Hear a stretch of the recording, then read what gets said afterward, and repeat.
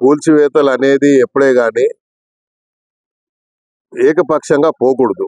ఎందుకు పోకూడదు అంటే, నేను చూస్తా ఉన్నాను కూల్చివేతలు ఎక్కడైతే రోజువారీగా వ్యాపారం చేసుకునే వాళ్ళు, వాళ్ళ జీవనాధారం అదే. వాడు ఆ రోజు వ్యాపారం చేసుకుంటే వాడికి పొట్ట నిండుతుంది. అలాంటి వాళ్ళని ఇబ్బంది పెడితే, అలాంటి వాళ్ళ శాపనార్థాలు మనకు మంచిది కాదు. ఎప్పుడు కూడా ప్రభుత్వం ఎప్పుడైనా మేము అలాగే చేసేవాళ్ళం. కానీ అధికారులు మాత్రము ఎక్కడైతే నిజంగా కంజెస్టెడ్ రోడ్స్ ఉంటాయో అక్కడ చేయమని ప్రభుత్వ పరంగా కానీ పైనుంచి ఆదేశాలు వస్తే అలా చేయాలి. కాకపోతే వీళ్ళు ఎక్కడ అనిపిస్తే అక్కడ మాత్రం అడ్డగోలుగా చేస్తున్నారు అనేది నా అభిప్రాయం. అందుకనే నేను ముఖ్యమంత్రి గారి దృష్టికి తీసుకెళ్తాను.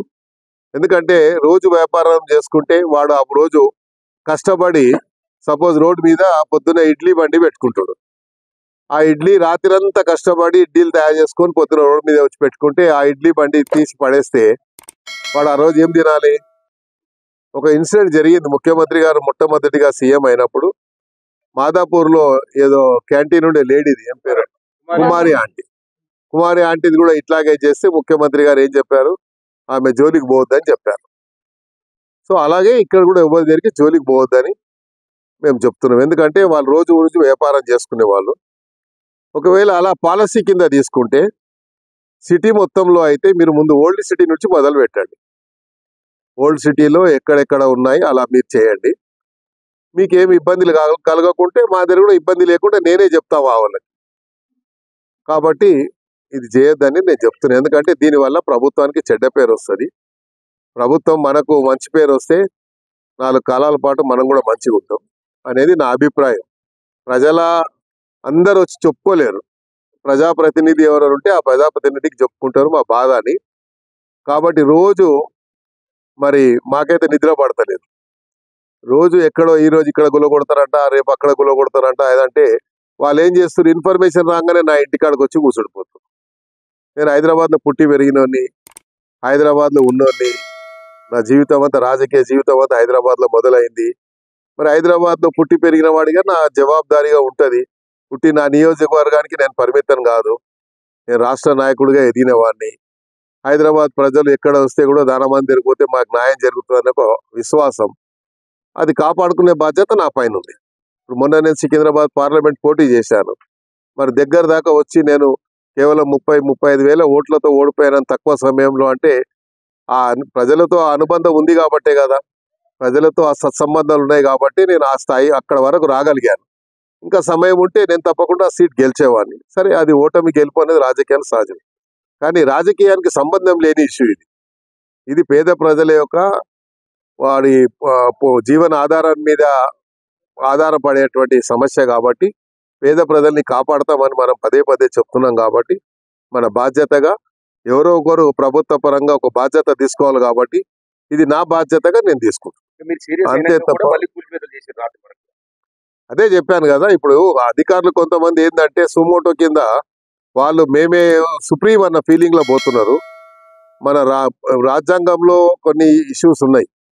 మనం ఎప్పుడే కానీ అధికారం వచ్చిన తర్వాత ఆ స్వేచ్ఛని బ్యూరోక్రాట్స్ కి పూర్తి స్వేచ్ఛ ఇస్తే ఎప్పుడు ఆ ప్రభుత్వం నిలబడాయి. ప్రభుత్వ కంట్రోల్లో ఉండాలి. ప్రభుత్వం ఆలోచన విధానాన్ని వాళ్ళు పరిగణలో తీసుకొని పనిచేయాలి. ఎప్పుడే కానీ బ్యూరోక్రసీ కంట్రోల్లో మనం పనిచేస్తే ఆ ప్రభుత్వాలకు చెడ్డ పేరు వస్తుంది. కాబట్టి బ్యూరోక్రాట్స్కి ఏం సంబంధం, ఇవాళ ఈడ ఉంటాడు, రేపు ఇంకో దగ్గర ఉంటాడు, వాళ్ళకేం బాధ్యత ఉండదు. బాధ్యత అనేది మనకు ప్రజాప్రతినిధులకు ఉంటుంది అనేది నా ఆవేదనని చెప్పాను. ప్రజల ఆవేదనని నేను చెప్పాను. నేను ముఖ్యమంత్రి గారు కూడా చెప్తాను. ఇలా వ్యక్తిగతంగా నాకు ఏం లేదు, నా ఇల్లు ఏం పోలేదు, లేకుంటే నా ఇల్లు ఏమైనా కబ్జా అంటే నన్ను కొట్టుమని చెప్తున్నా. నాకేం ప్రాబ్లం లేదు. కానీ పేద ప్రజల జోలికి పోదు, వాళ్ళ జోలికి. కూల్చివేతలు అనగోయా నువ్వు, కూల్చివేతలు ఎందుకు అంటున్నావు? ప్రజలకు ఇబ్బంది కలిగిన దాని మీద నేను అంటున్నా. నేను కూల్చివేతలకు హైడ్రా మంచిది కాదని ఇప్పుడు చెప్పానా? హైడ్రా సంస్థ అనేది ఎక్కడైతే చెరువులు కానీ కుంటలు కానీ అన్యాక్రాంతమైనయో అవన్నీ తీయాలనేది ముఖ్యమంత్రి గారి ఆలోచన. ప్రధానంగా ముఖ్యమంత్రి గారి ఆలోచన ఏంది? మూసీ నది ప్రక్షాళన జరిగితే హైదరాబాద్ కు ఒక బ్రాండ్ ఇమేజ్ వస్తుంది. అక్కడ మూసీ నది యొక్క ప్రక్షాళన జరిగితే ఒక హిస్టారికల్ ప్లేస్ గా తయారవుతుంది. ముందటి నుంచే మూసీ నది అనేది మంచి నీళ్లు ప్రవహించేటువంటి నది. అది దురదృష్టం శాతం మెల్లిమెల్లిగా అది పూర్తిగా కాలుష్యమై అది మురికి కాలువగా మారిపోయింది. కాబట్టి ఆ మురికి కాలువ వల్ల నల్గొండ జిల్లాకు ఈ కాలువ పోయి ఇక్కడ వచ్చేటువంటి కలుషితమైనటువంటి నీళ్ల వల్ల వాళ్ళ పంటలు నష్టం పోతున్నాయని నల్గొండ జిల్లా ప్రజల ఆవేదన.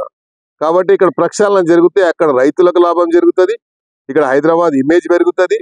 ఇక్కడ మూసీ యొక్క ప్రక్షాళన జరగాలని అప్పుడు కేసీఆర్ గారు నిర్ణయించారు. కాబట్టి మూసీ ప్రక్షాళన జరగాలి, బఫర్ జోన్ లో ఉన్న వాళ్ళందరూ కూడా ఎన్నికి పోవాలి అని చెప్పారు. ఎందుకంటే బఫర్ జోన్ లో ఇల్లు కట్టుకుంటే ఆ బఫర్ జోన్ లో వేసిన బోర్వెల్ ఆ కంటామినేటెడ్ వాటర్ మాత్రమే వస్తుంది. వాళ్ళకి నీళ్లు వచ్చినాయని వాళ్ళు అనుకుంటారు. 10 ఫీట్లు తవ్వితే నీళ్లు వస్తాయి, బోర్వెల్లో నీళ్లు వచ్చాయిగా అనుకుంటారు. కానీ అందులో ఉన్న కలుషితాన్ని ఆ ప్రజలు అర్థం చేసుకోలేరు. కాబట్టి ప్రక్షాళన జరగాలని ముఖ్యమంత్రి గారు చెప్పారు.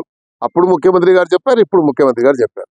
కాబట్టి ఆ ప్రక్షాళన విషయంలో ఎక్కడ మాకు వ్యతిరేకత లేదు, జరగాల్సింది అది జరుగుతుంది. జరిగిన తర్వాత హైదరాబాద్ కు మరి ఏ రకంగానైతే సౌత్ కొరియాలో మురికి కాలువని తీసిన తర్వాత ఒక టూరిస్ట్ స్పాట్ గా మారిపోయిందో ఇది కూడా అలా మారేటువంటి అవకాశం ఉంది. హైదరాబాద్ కు బ్రాండ్